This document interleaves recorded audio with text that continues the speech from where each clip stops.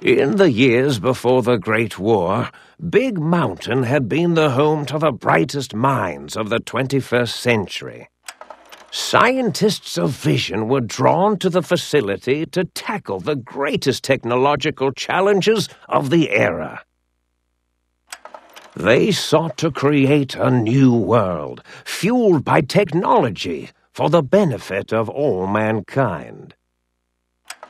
Sonic emitters, space-age alloys, DNA hybridization, force field particle research, autodoc advances in cranial, cardiac, and trauma surgery. The hopes and dreams of a century became realities in the electronic forges of Big Mountain. The nucleus of this research was the Dome, a huge stone facility that held the labs of every science known to man. It was a think tank where no problem could not be solved, where no question could not be answered. The Great War brought a new energy to Big Mountain and its scientists. Although sheltered from the front lines, the scientists waged their own war, fighting their battles at the atomic level. Equations and calculations marched endlessly across chalkboards and computer terminals toward one solution: winning the war.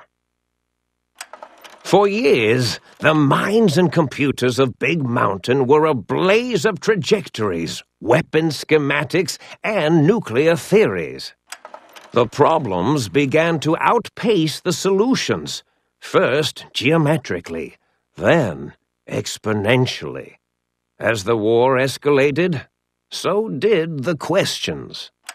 On the night of October 23rd, 2077, the scientists received an answer that put all their questions to rest. In the aftermath, Big Mountain's silent experiments went to sleep, their creators slowly dying in the new world that had been left behind. And the great stone in the middle of the Big Empty lay untouched, filled with countless technological wonders. Wonders that, in the end, had been answers to the wrong question.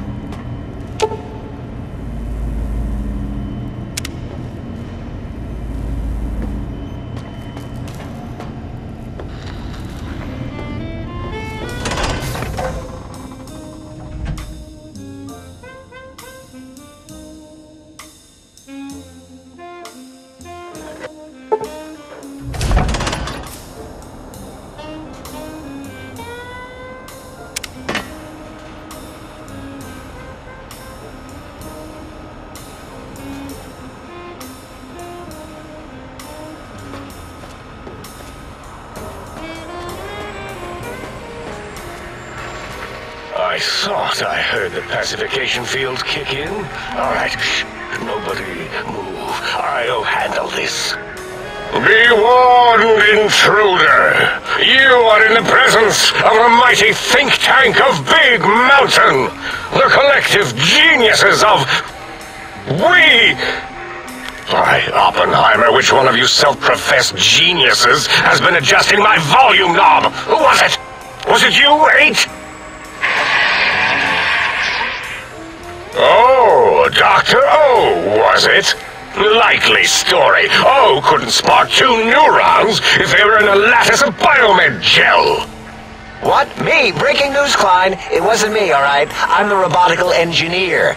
8 is sound waves. That's his specialty. You always do this. You always demean me in front of guests. And it's not O, all right? It's... Enough! Either of you do it again, it'll be the last time. Now... Great. Now I forgot what I was saying. What was I talking about?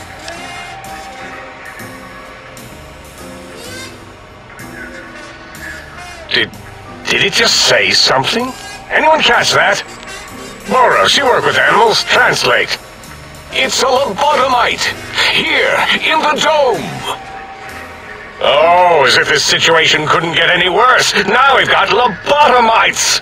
Dala, get the spray before it excretes all over everything.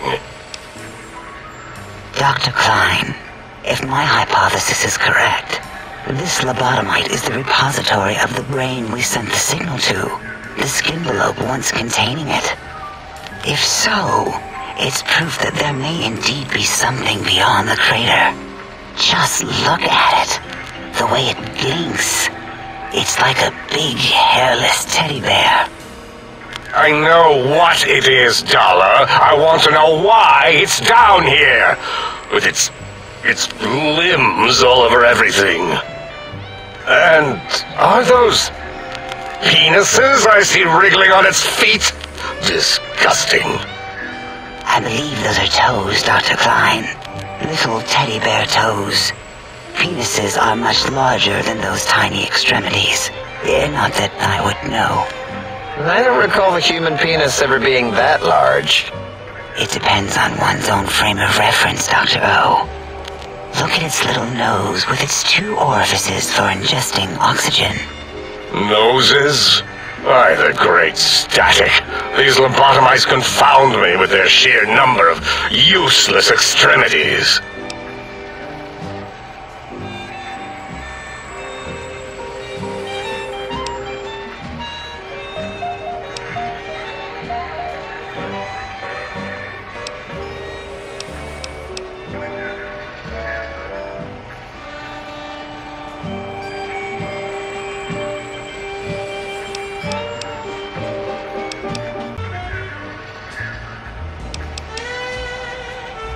Now it's holding up an array of fully erect hand penises.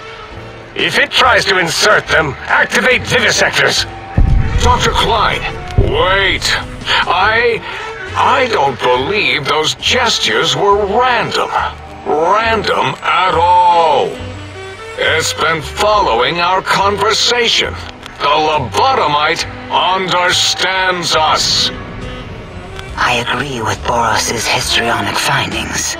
This little lobotomite is unusually attentive for something whose brain has been extracted. Nonsense! Lobotomites can't comprehend us!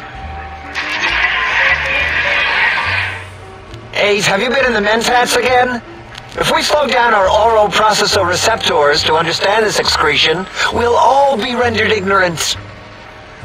All of you, power down, shut up, and let me prove once and for all how wrong you all are.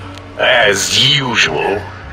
Lobotomite, do you understand me? Can you speak?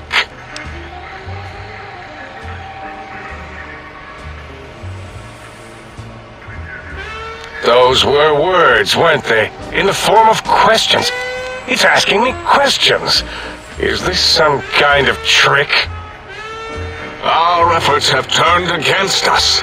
In playing God, we created a monster. Perhaps as we were ruthlessly lobotomizing it with our cutters, we filled this skin envelope with awareness. A teddy bear with new stuffing. Wait. If what you're theorizing is this lobotomite understands us, can reason with us, then this may be just the answer we've been looking for. At last, a chance to... Dr. Klein! A transmission from the Forbidden Zone, coming right at us! It can only be